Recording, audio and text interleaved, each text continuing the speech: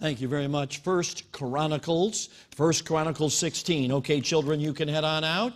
And I know you're excited about your meeting tonight. First Chronicles. The song just sung, as I understand it, was written. In fact, I know the young man that wrote it, or he's not young now, but he wrote it when he was 16 years old. A passion for thee, a thirst for thy presence. And I love that little thing, a thirst for thy presence. And we also saw in Speak, Lord, we also heard those words about God's presence and actually preparing our hearts for what we're going to deal with here tonight. Well, I guess we all have to say that you've got a pastor who is a prophet as well. We look out the windows, and there it is. We got the sun in a little early on this thing. So we get the sun here while I'm preaching. I'm sorry you won't get to enjoy it because I don't think we'll be done before the sun sets if it's setting at 8 o'clock. Okay, but anyway, well, should be about that time. You have little effects of the sunlight. It's kind of nice to see the sun. After I've been a couple days ago, we saw it for a few moments. But anyway, been a good day today. I hope you've had a good day. It was a great day today because we got down to Lapeer and I went to Tim Hortons again. Okay, unbelievable. I know you got Tim's all around here, but I'm from Wisconsin. I don't get to stop by that. And I'm telling you, I was telling my wife as I was sipping that coffee, I said, this is so good. I just don't understand it, why coffee can't be made other places as good as that is. Now, you may not agree with me, but don't bust my bubble on the deal. Okay, but anyway, it's good to have you here tonight. And we're going to be going to 1 Chronicles chapter number 16. And I want to deal with subject matter, and I'm going to try to explain it as we go through, that I believe is extremely critical when it comes to living an effective Christian life. Now, last night, I certainly won't re-preach the message, but we talked about that middle aisle. We didn't do a lot to develop the middle aisle, but we talked about the important part of living in liberty, the true gospel, or we could call it God dependence. And we pointed out God dependence always leads to crucifying the flesh. And so we dealt with that center aisle. I didn't have time last night to deal with the aisle. I was probably more fixated with the ditches, was kind of our perspective last night. But tonight we'll start to and we may continue to develop this as the Lord leads. But how do you walk on that center liberty road? Well, I'm going to deal with a very important key to that here tonight. And I guess if we called the message tonight, I would call it Seeking God's Face. Seeking God's Face. But we're going to deal tonight with the manifestation of the presence of God. I believe it's a very important issue, and one of which, unfortunately, there's been a lot of teaching that has not been helpful, but there is a Bible truth that I want us to see tonight, and I hope it'll be a help. Let's go to 1 Chronicles 16. I want you to look at verse number 11. We'll read the verse, and then I'll show you where the text comes out tonight. Seek the Lord and His strength. Notice those last four words. Seek His face. Could you tell me the last word? Continually. Now, I think we'd all agree tonight, you're an independent Baptist, you get this, we'd all agree that every command in the Bible is important. Now, the Bible does tell us in Matthew chapter 5 that there's something called least commandments. Did you know that? There are some commandments, God says, are not as important as others. But even the least commandment, God says, if you'll do and teach them, you'll be great in the kingdom of heaven. So least commandments are important to God. They're just least. But obviously there are commandments that have a little more importance. And it's interesting to me, what might those be? Well, some of them God tells us about. But I think we could say this. Anything God tells us to do all the time must be important. What do you think?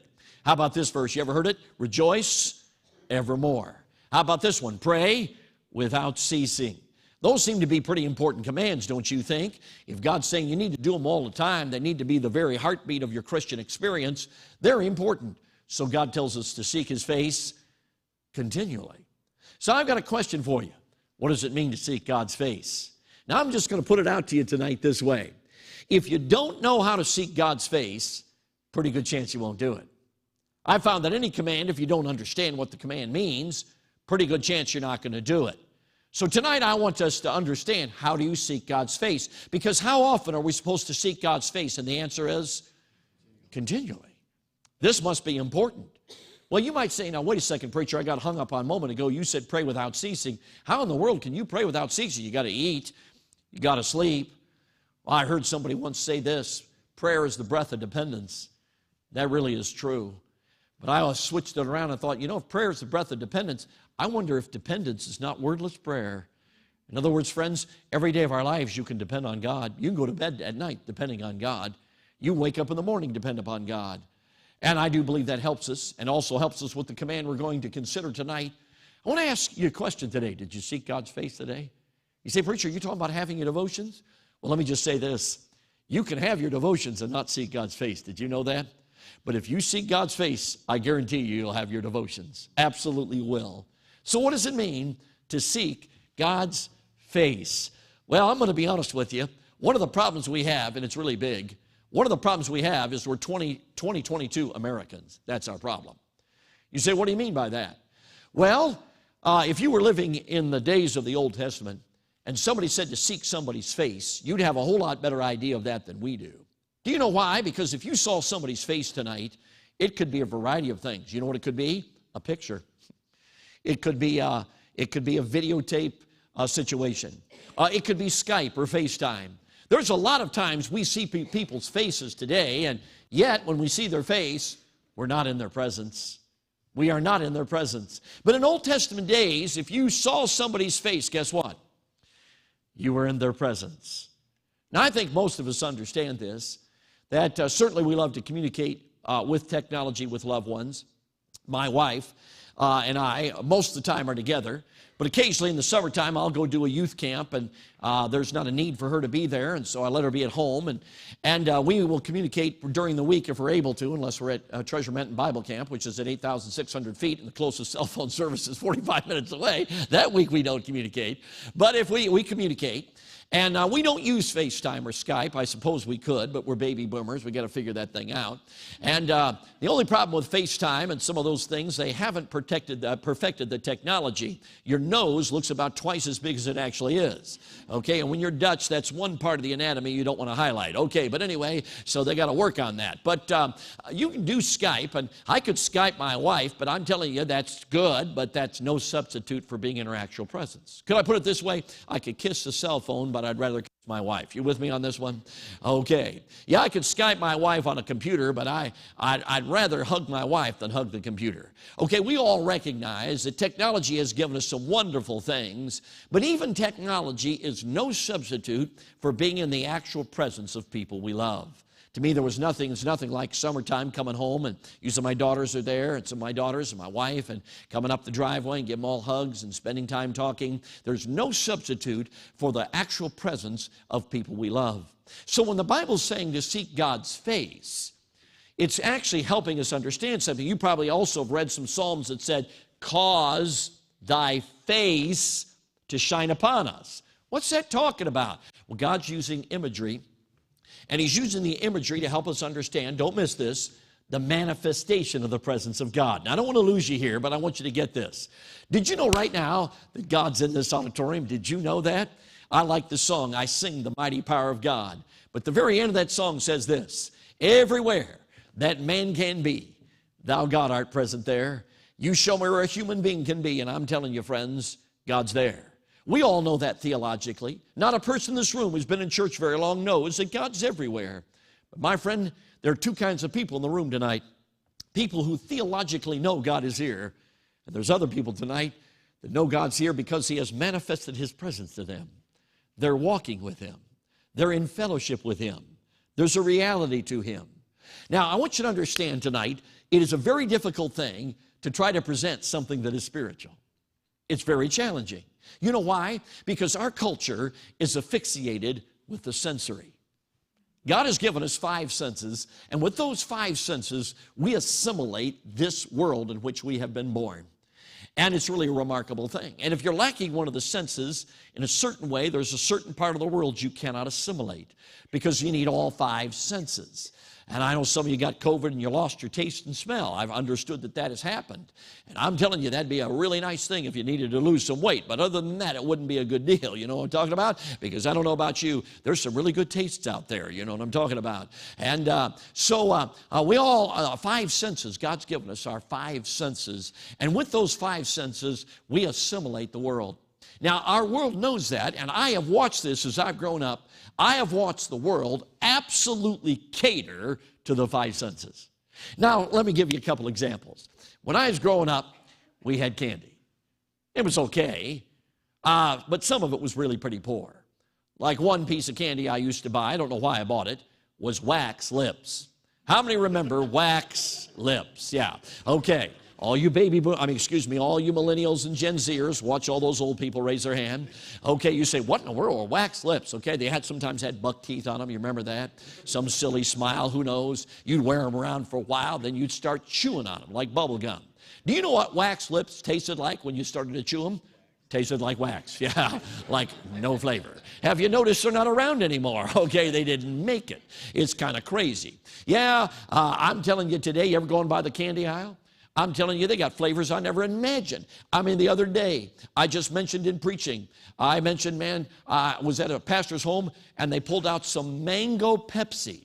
How many have drank some mango Pepsi? I'm telling you, that stuff is unbelievable. It tastes just like mango. It's crazy. That's absolutely crazy. So the other week, somebody brought me a bunch of cans of mango Pepsi. So don't do that. I got plenty to last me for a while. But that's amazing, the different flavors that are out there.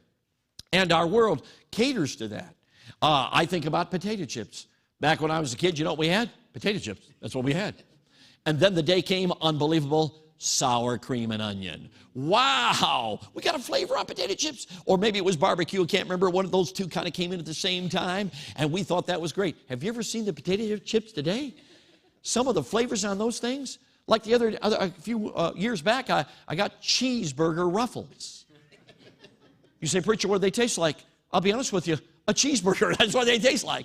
I mean, you can taste the meat, the cheese, the pickles, the mustard, the ketchup, the mayonnaise. That's crazy. You know what I'm talking about? Unbelievable. And I'm telling you, I've even noticed today, I went by a display, chicken and waffle, potato chips. Chickens and waffle. I didn't buy those. Okay, but anyway, and another one I walked by, I had a conviction. I couldn't buy it. You say, why? It was beer battered onion rings. Okay, couldn't get that one. Okay, but anyway, unbelievable flavors today. And I could go on and on and on. Our world absolutely caters to our five senses. Do you know the problem with that? Even as believers, you know what happens? We become very asphyxiated with the sensory. Can I tell you something tonight? You do not find God in the sensory. You do not find God in the realm of what you can see or what you can hear. You don't hear God's actual speaking to us in where our eardrum moves. God speaks to us, but not that way. And we don't see Him with physical eyes. We don't touch Him with physical hands. Are you understanding, my friend? You know what we're talking about when we talk about the presence of God? I don't want you to miss this. It's spiritual. John 4:24, God is a spirit, and they that worship Him, hang on, don't miss this, must worship Him. Help me out now, in spirit and in truth. You know how you connect with God? In spirit. You say, what are you talking about, preacher? Well, when you got saved, before you got saved, your spirit, the spiritual part of you, was dead. And when you got saved, don't miss this, you were regenerated. You were born again. You were born of the Spirit. And the spiritual part of you was regenerated. It came alive. And may I say, it is in that part of you that you meet God. That's where God manifests His presence to you. I like to put it this way. Sometimes when we talk about things that seem to be experiential, we get a little nervous. Now let me just tell you about experience. One of the reasons I don't like the word experience is because you can have experiences that are deceptive. You and I can be deceived with experience. So I like the words spiritual reality. Now, they're not original with me, but you know what the presence of God is? It's a spiritual reality. Now, it certainly has experiential tones. The fruit of the Spirit is love, joy, peace. Those are experiential issues. We experience them. I think the songwriters many times are trying to help us understand this spiritual fellowship with God. And He walks with me, and He talks with me, and He tells me I am His own. And the joy we share as we tarry there, none other has ever known. Have you ever had times where you're meeting with God and you knew God was there? We're talking about a spiritual reality, and you know our problem today? We have become so distracted by the sensory, even many Christians hardly know what I'm talking about. When's the last time you met with God? When's the last time you were spending time with God and you realize God's here? Yep. And He walks with me and talks with me along life's narrow way. You tell me how I know He lives. He lives, can you help me out now? Within my heart. You see, my friend, that's where we meet with God. It's a spiritual reality. In fact, it's interesting to me, almost every song sung tonight talked about the presence of God. Yeah, isn't that interesting? What are we talking about when we're talking about the presence of God? Several years ago, I read an anthology of eyewitness accounts of the Lewis Awakening. The Lewis Awakening took place on the island of Lewis, which is off the coast of Scotland, 1949 to 1952. An evangelist came on the island in December of 1949 for a 3-week mission. He did not leave until 1952. Now, that's what you call an extended meeting, as God sent revival to that island. And there's a book called Sounds of Heaven, and it's an anthology of eyewitness accounts. And I will tell you, if you read that book, it's not what I call a page-turner, because certainly each eyewitness account is interesting. It's not telling like a chronological story. It's just giving you eyewitness accounts, stirring. But I will tell you, as you read those eyewitness accounts, there's one commonality. And you know what it was? The unmistakable reality of the presence of God. They said even unsaved people knew God is on the island. Quite an amazing thing. When you read it, your heart is stirred as God's people had prayed and God had sent His presence and there was a move of God. And certainly I don't want to get on totally focused on just the experiential, but I will tell you a spiritual reality does affect our experience. That's what I want us to see. So when we're seeking God's face, what are we seeking? We're seeking, here it is, the manifestation of His presence. So I believe what 1 John chapter 1 is talking about when it talks about fellowshipping with God. May I tell you, fellowshipping with God is not primarily academic. It is spiritual. You do not have to be smart to meet with God. Did you know that? You don't have to be an intellect that understands theological mysteries. Because if you think you understand theological mysteries, you probably don't. You don't have to live in ivory towers to meet with God. I'm telling you, friends, it's a wonderful thing, the spiritual nature of the Christian life. And seeking God's face is a Christian who says, God, I want you. God, I can't go on without you. It's like the songwriter said in the song we had sung right before, and I thirst for your presence. God, I want you, a passion for thee. That's what we're talking about. You say, well, preacher, what does that look like? I mean, what does it look like? I think if you don't know what it looks like, let me give you a really good clue. Read the book of Psalms. You know what I find in many of the Psalms? I find the psalmists wants God. How about Psalm 42, verses 1 and 2? O God, thou art my God. Early will I seek thee. My soul thirsteth for thee, for the living God. Is that how your heart feels? How about Psalm 63, verses 1 and 2? O God, thou art my God. Early will I seek thee. My soul thirsteth for thee. My flesh longeth for thee in a dry and thirsty land where no water is, to seek thy power and thy glory, so as I've seen thee in the sanctuary. Or how about just a few verses later, verse number 8? My soul followeth hard after thee. How about Psalm 84, verse 2? My heart and my flesh crieth out for the living God. You get an idea that the psalmist wants God? I'm telling you, friends, when's the last time you got alone with God and said, God, it's been a long time since I've sensed your presence. God, I need you. God, I need a touch from heaven. God, I need you to work in my life. I'm telling you, friends, I believe that's all my heart. I tell our students at Baptist College of Ministry, that diploma on the wall will not make you successful in life. I'm telling you, what will make you successful in life is if you meet with God. If you know God and begin to meet with God, that's how your ministry will have power. It's not the diploma. No, don't trust that diploma. You better meet with God. You better get a relationship with God. I remember when I went to college, Bible college, to study for the ministry. I knew my parents weren't going to live long. My dad had congestive heart failure, and my mother was battling cancer a second time. It didn't look like either of them were going to live long, and that seemed to be exactly how it came out. My mother died when I was 25, and my dad died when I was in my 30s. And I will tell you that I didn't think my parents were going to live very long, and I knew my parents walked with God, and I knew God answered their prayers, and I knew that. But I remember in Bible college thinking, you know what? I want to get good grades, and I want to get this diploma, but more important than anything, I don't know God. I don't know God. I'm not going to make it if I don't get to know God. And I will tell you, friend, it was extremely imperfect. But I began in Bible college what I would call the pursuit of God. I remember my freshman year, somebody handed me the little book called The Pursuit of God by A.W. Tozer. I'm going to tell you, I read that thing. The words burned in my heart. I'm going to be dead honest with you. I don't think I understood 80% of what that man was talking about. But when I finished that book, you know what I said to myself? I don't know I understand everything this man's talking about, but whatever he is talking about, that's what I want. And I remember God began in my heart the pursuit of God. And I will tell you, friends, it's a pursuit I've continued imperfectly, but I am telling you it's the greatest pursuit that humankind can ever go on. It's the pursuit of God. God wants to have a relationship with you. I'm telling you, teenager, the greatest pursuit you could ever have is to pursue God. But very few teenagers, even Christians, teenagers, ever get a hold of that. How do I say this? The epitome of the human experience is to experience the manifestation of the presence of God, where you have a relationship with God. God talks to you and you talk to Him. I'm talking the spiritual realities that I'm talking about here.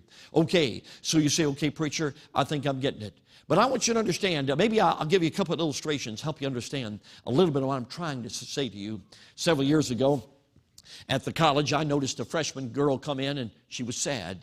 I noticed she never smiled, and I found out she came from a tough home, a lot of anger, and there was definitely issues there.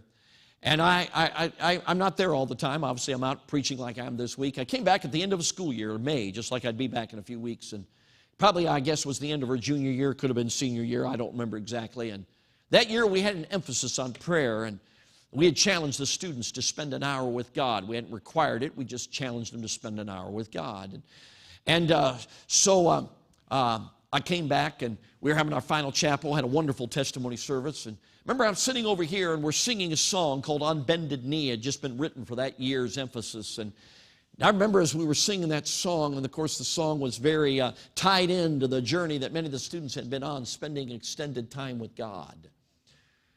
We were all standing, and as we were, I looked out in the student body, and I saw this girl.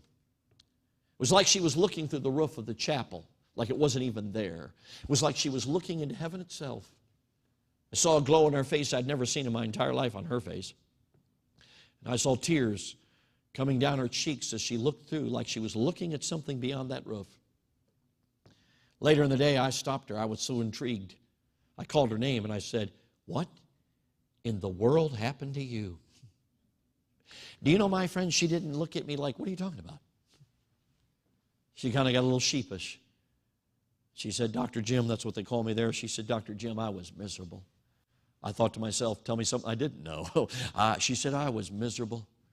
And she said, "I was looking around all these students who were spending an hour with God." And she said, "I'm going to spend an hour with God if it kills me. I want what they have." I'm going to tell you what they had. They had a relationship with Jesus Christ. It's that simple. They hadn't earned anything. They had found a friend. But anyway, she said, "I'm going to have an hour with God if it kills me." She said the first few days were pretty tough. She said, "I don't know, 4th, 5th, 6th day." She said, "I'm having my hour with God." And I almost wish I could have videotaped her because there was a glow on her face of wonder and awe as she's talking to me. She said, "I was having my hour with God, 4th, 5th, 6th day." And she said, all of a sudden, Dr. Jim, I don't know how to explain this. She said, God was there. It's amazing what happens when God shows up, friends. You know what the Bible says? Seek His face how often? How often? Continually. It ought to be the heartbeat of everybody in this room to walk out and say, "God, I need you. God, I want you. God, I can't go on without you. God, I want to have a relationship with you. God, I want to know what it means to fellowship with you. Oh, God, I thirst after God. God, I want you." But oh, how distracted we get, don't we? I'm telling you, friends, the presence of God, He's here. But the manifestation of His presence, God uses many different pictures. In fact, one is in Isaiah 64, when literally the prophet calls out, "Rend the heavens and come down." In other words, the presence of God coming down can sometimes be dramatic, just like God took the heavens and ripped them in two. And you can read in revival history times when it seemed like the presence of God just dramatically descended on a situation. In fact, I was thinking of it when I was thinking of the 16-year-old young man that wrote Passion for Thee. There's another 16-year-old, I've heard his story. In the Lewis Awakening, 1949 to 1952, there was a 16-year-old teenage boy who got saved. His name was Donald McPhail. Donald McPhail, at a 16-year-old boy, got saved and grew like what happens in revival. People grow rapidly. and he became a part of the Praying Men of Barvas. The Praying Men of Barvas was a group of men that the evangelist would call in when he went into a new community and it was hard and there was no revival. He'd call in the Praying Men of Barvas, and man, they'd come in and God would break through. But one of the Praying Men of Barvas was a 16-year-old teenage boy. Can you imagine that? Evangelist Duncan Campbell, the evangelist I was referring to, was preaching one night. He said it was dead as a doornail. He said while he was preaching, he watched that 16-year-old boy wrestling with God as he preached. Right in the middle of his message, he stopped. He's the congregation. He said, I sense the Lord wants me to call on Donald McPhail to pray. That 16-year-old boy stood to his feet, looked toward heaven, and began to pray. And Duncan Campbell said it was like a spiritual hurricane descended on that congregation. He said on one side they were grabbing onto the pews, afraid they were about to drop into hell. He said on the other side they were looking up toward heaven, crying out for mercy. I want to tell you something, friends. That's dramatic. That's like heaven was rent and God just descended. Sometimes the Bible uses that imagery. Other times it's other imagery. It's quiet. It's a still, small voice like the prophet Elijah. God wasn't in the whirlwind. He wasn't in the fire. He wasn't in the earthquake. He was in the stillness of the moment. That's that time you wake up in the morning with a great need. You begin to meet with God, all kinds of burdens, and all of a sudden you know God is here. God is here. I'm telling you, the great need of the American church is the presence of God. We need God, friend. If there was ever a day we needed God, it is now. And I'll be honest with you, if there's any positive thing that has happened in the last 2 years with the pandemic, the social unrest, the political upheaval, if there's anything it has done, I believe, is sobered God's people up. I think there is much more of an attitude of we need God today in the independent Baptist circles than I remember in a long time. And I'll be honest with you, I'm encouraged about it. I even sense in a message like tonight, preaching to a church like this, people are resonating. We need God. We need God. Hey, friend, I don't know. It may never return back to normal. For some of us that are older, it may never turn back to normal, but it doesn't mean we can't walk with God. It doesn't mean God can't work. It doesn't mean we couldn't have a new understanding of the reality of the presence of God. I want to ask you, friend, when's the last time you met with God and knew it? I remember I was sat down to eat lunch at Baptist College of Ministry there, and there was a little sophomore girl there and a little freshman girl at the table, and they looked at me with bright eyes, and they said, "Oh, Dr. Jim, we're so glad you sat here. We want to tell you what happened last night." We got our food, we sat down, I said, "Tell me what happened last night." The sophomore girl looked at me, and again, it's one of those moments you wish you could have videotaped just to capture the awe and the wonder of what they were saying. She said, "We have 4 of us in our room, and we sat down to have our prayer meeting at 10:30 to 11 is prayer time, and we got ready for our prayer time. We got on our knees, and we began to pray, and most of them in the room had siblings that were not right with God, far from God." She said, "We began to pray." She said, "I don't know how to explain it. We started at 10:30, but we didn't end to 1:30. She said, "Dr. Jim, I don't know how to explain it. It didn't feel like 3 hours. It just felt like minutes." She said, "In the moment of that time, we knew God was there. We knew God was answering our prayers." She said, "Dr. Jim, I felt like in the middle of that thing, if I would have looked up, I would have seen the Lord Jesus." You know, my friend, she wouldn't have seen the Lord Jesus because what she was experiencing was not physical. It was spiritual. The amazing thing about that prayer meeting, one of the brothers of one of those young ladies came to the college the next year, and normally we wouldn't take a young man in the condition he was in. He was far from God. But he was willing to come and submit to the rules, etc. And I'll explain, at the end of the semester, God just marvelously broke his heart and his life. And the following fall, I took him with me. And I will tell you, of all the guys that have traveled with me, he stood up to preach one day to his team. We have team meetings on Thursday, and he preached to 50 young people in a Christian school, very well-known Christian school. The school had 150, and he was preaching to a third of them. They were his team. He gave the invitation, and 48 of them got right with God, and that school experienced a revival as a result of the young man's preaching, and he got right with God as a result of that prayer meeting I just described where God showed up. I'm telling you, friends, don't ever underestimate the presence of God. I am telling you, friends, I don't understand it all, but I will tell you this. God tells us to seek His face continually. Continually. Now, here's what God says if you'll do it. I want to just encourage you with this. Deuteronomy 4:29. But if from thence thou shalt seek the Lord thy God, thou shalt find Him, if you seek for Him with all your heart and with all your soul. Jeremiah 29, verse 13, and ye shall seek for me and find me, when you search for me with all your heart. Isaiah 41, verse 17, when the poor and needy seek water and there is none, and their tongue faileth for thirst, I, the Lord, will hear them.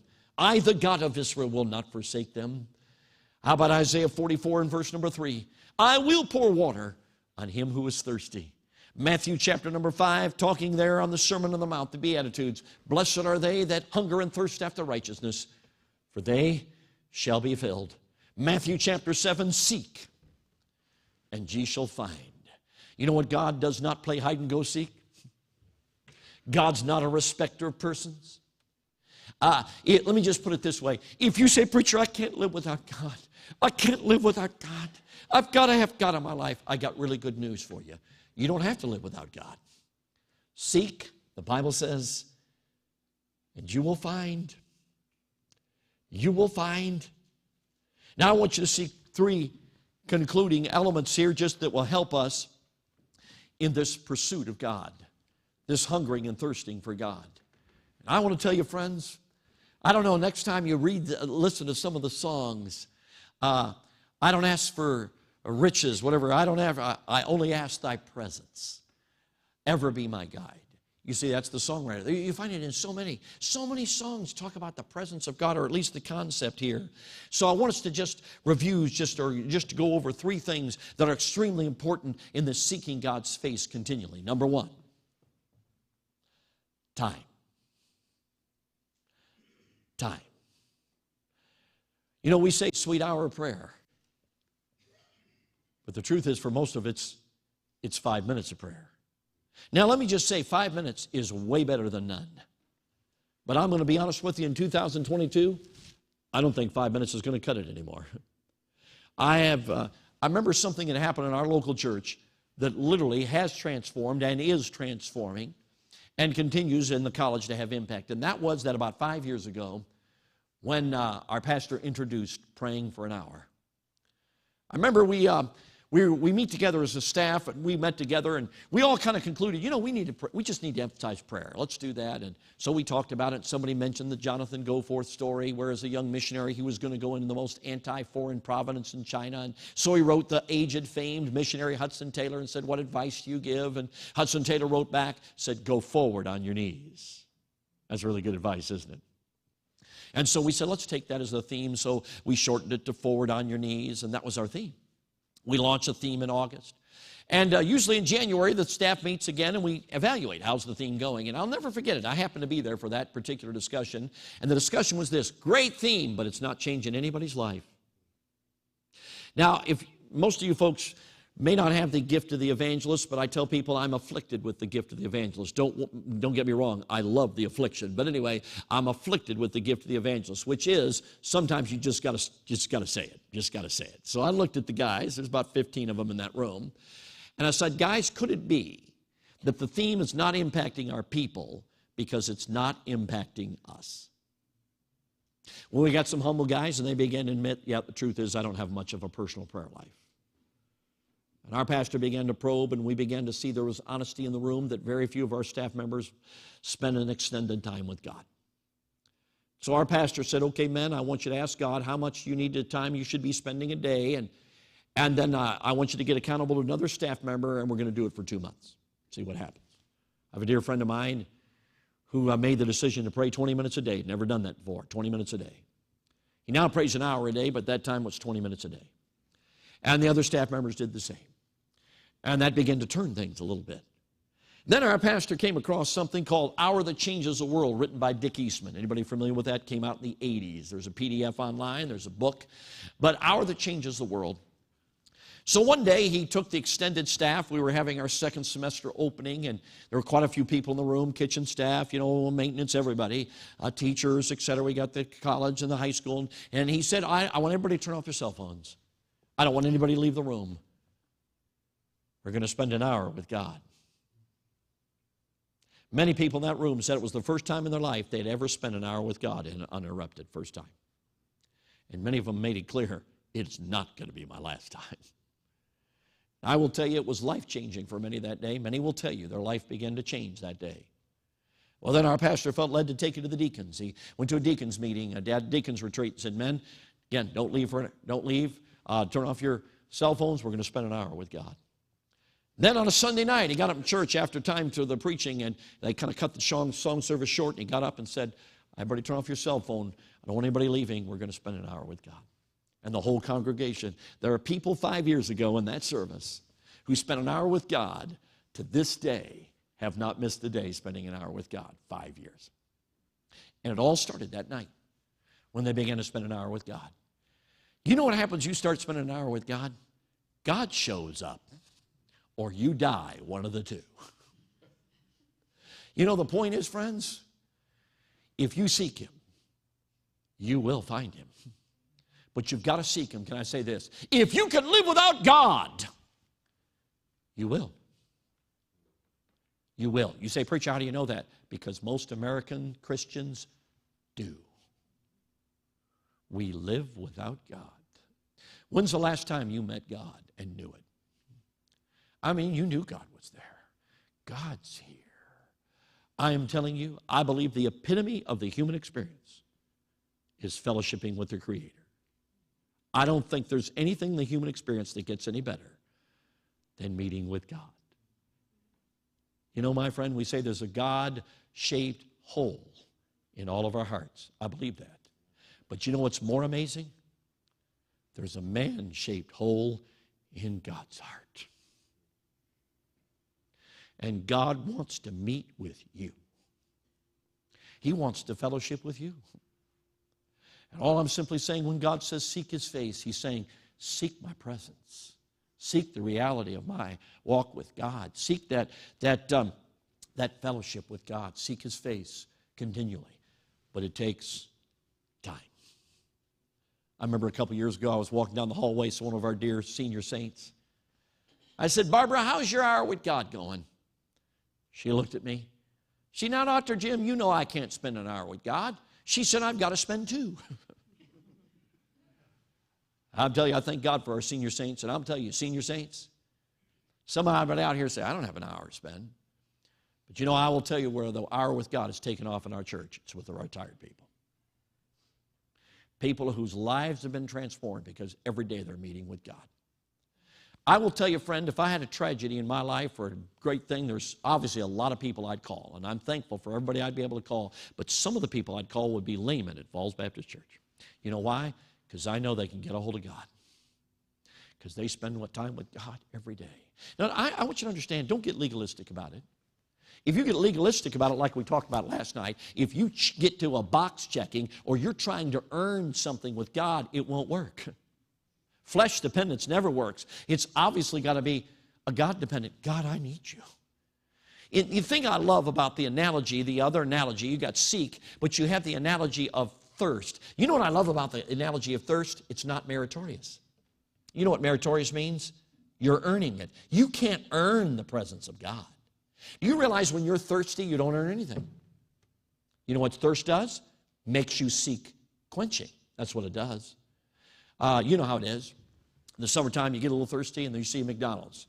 We all know what McDonald's, $1. That's it, $1. Unbelievable. Let's see how long that lasts. Okay, but anyway, $1. You can get a $1 Coke. How many knew that? How many knew that? Okay, got a few people knew that, $1 Coke. And so you go to McDonald's.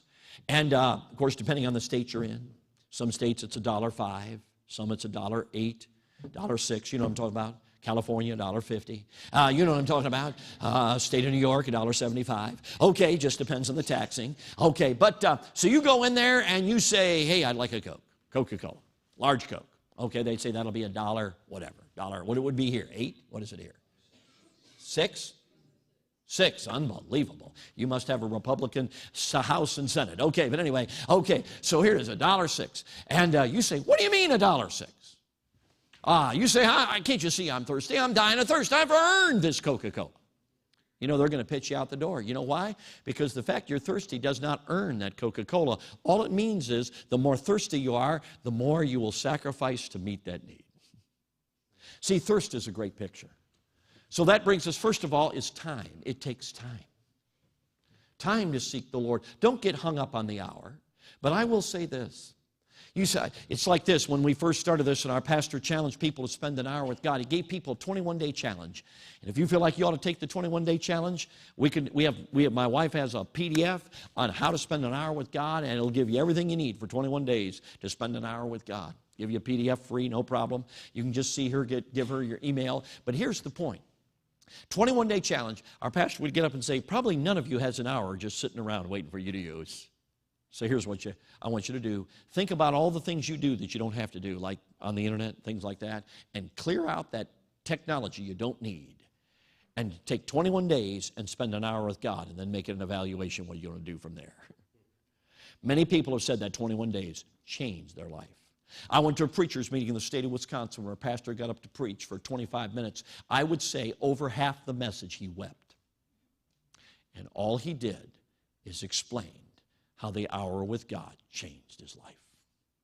And he could not talk about it with crying. And I'm going to tell you why. Because when God shows up, it touches the deepest recesses of who you are. You know you're loved. And you know God has a plan for your life. And there's a sense of destiny. And there's a sense of purpose and cause. When God shows up, how I could have put it this way, he meets our needs. It's really an amazing thing. But it takes time. It takes time. Now don't get, like I mentioned, hung up on the hour. Spending 20 minutes is better than none. Spending 40 minutes is better than none. I get that. But there's something about the hour. I will say there's just something about the hour. It's a great way to start, even if you have to scale back. But I guarantee you, if you spend an hour for 21 days, you may not want to scale back because you're meeting with God. I know when I bring an hour up, people are stunned. Absolutely stunned. But I am telling you, friends, in the day in which we live, if we got rid of things that really don't matter as much, we might find that we have more time than we think to meet with God. For some of you, you could meet with God simply on your commutes. If you drive 30 minutes or more on the way to work, you've got your hour. It's right there. And I guarantee you, meeting with God will be better than anything you'd ever hear on the radio. You won't get to work as depressed as you've been getting, okay? I'm just simply saying there's a way to meet with God. All I'm trying to do is get you to think. There's a way to meet with God, but it takes time. It takes time. Number two, I've already alluded to this, I've kind of preached it already, but number two, it takes a pursuit. It takes a pursuit. And number three, these are the 3 points. I've almost preached them, and I'm just going to kind of wind them together. Number three, it takes expectation. You know what expectation is? It's like this. If you were out soul winning and somebody said, oh yeah, I want to get saved, and they pray, oh Jesus, I'm a sinner going to hell, please save me. And then you say, well, if you died right now, where would you go? Well, I'd go to hell. Well, wait a second, didn't you get saved and ask Jesus to save you? Yeah, I did, but I don't think he did. Would you be excited about that salvation decision? Would you? No, because that's not faith, that's unbelief. So what kind of salvation decision excites you is when somebody prays and they're saying, where would you go? I'd go to heaven. Why? Because the Bible says so. I'm trusting Jesus to do it. Jesus said this. It's like this, friends. When you get saved, the key to getting saved is expecting Jesus to do what he said he'd do. I like the word expectation. You know why? Because it helps us understand what faith is. You know what faith is? Expecting Jesus to do what he said he'd do. And so it's like this. Jesus said, if you seek me, you'll find me. So if you seek him, what should we expect? And the answer is that we'll find him. God doesn't play hide and go seek. He wants to meet with us. My wife, her brother, older brother, was a student in Bible college, and he got a refund check from the IRS. It was evidently a sizable amount. He wanted to keep it for safekeeping, so he opened up an empty tennis ball can, and he threw it in the tennis ball can, and he put his cap back on. Forgot about it, and came time for a white glove at the end of the semester, and guess what he did? He threw it away. He drove all the way home that's from South Carolina. He drove home to Atlanta, Georgia, about 2.5 hours, and when he got home, he realized, I threw my check away. He got back in his car and he drove back to South Carolina and he found out where the dump is. And he went to the dump and he began to look for that tennis ball can. You ever been to a dump? He began to look for that tennis ball can. I just want to ask you one question. How long did he look for that tennis ball can? And the answer is, until he found it. And here's the key about seeking God. You seek Him till you find Him.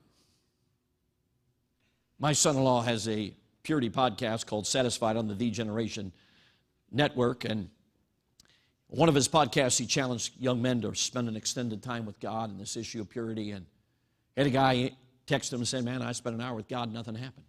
And he wrote him back and said, you seek God till you find Him. About 2 or 3 days later, he wrote back and said, I know what you're talking about. God showed up. I will tell you, friends, one of the greatest delights of my heart is when I watch college students and teenagers meet with God, because I know they will never be the same. I'm telling you, friends, listen, teenagers, I don't want you to have religion. I want you to have Jesus. I want you to walk with Jesus and know the reality of His presence. I want you to know what it is to know the walk through life and be able to fellowship with Him and talk to Him and to know the presence of God. Years ago, back in the Middle Ages, there was a guy who wrote a book on practicing the presence of God. And it is actually a stunning book. His name was Brother Lawrence. Stunning book, just a little short thing, as he talks about he would experience the presence of God peeling potatoes in the kitchen. I'm telling you, friends, you can walk with God. You can be in a machine shop and know God's presence. My friend, you can be on a commute and know God's presence. I'm telling you, the greatest privilege of the Christian life is to fellowship with Jesus Christ, is to walk with God. And you know what God says? Seek His face. How often? How often? How often? Seek His face continually. Can I ask every head bowed, please, and every eye closed?